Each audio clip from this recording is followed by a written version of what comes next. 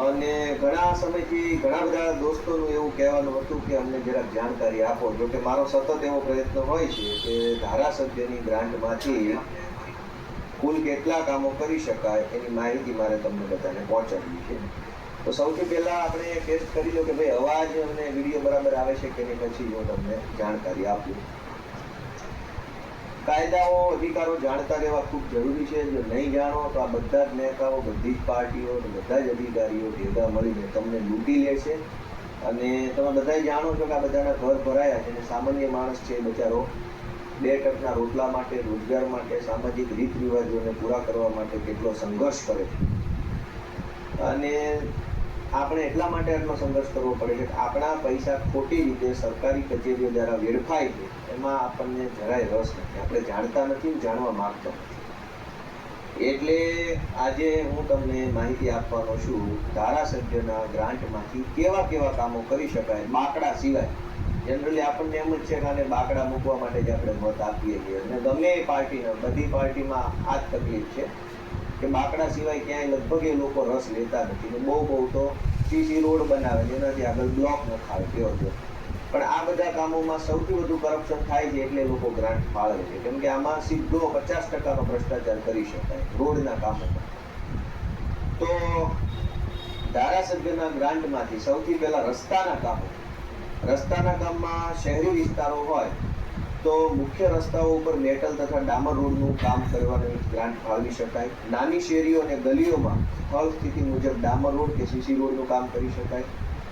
શહેરી વિસ્તારમાં ટ્રાફિક નિયમન માટે રોડ ડિવાઈડર અને સ્પીડ બ્રેકર અંગેના કામ કરી શકાય.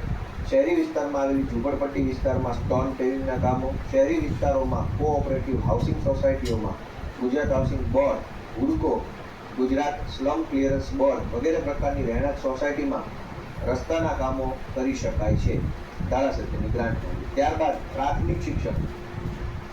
તો પ્રાથમિક શિક્ષણમાં સરકારી અને મ્યુનિસિપલ કોર્પોરેશન સંચાલિત પ્રાથમિક શાળાઓમાં શૌચાલય તથા મૂતરડી અને પાણી પુરવઠાના કામો કરી શકાય છે.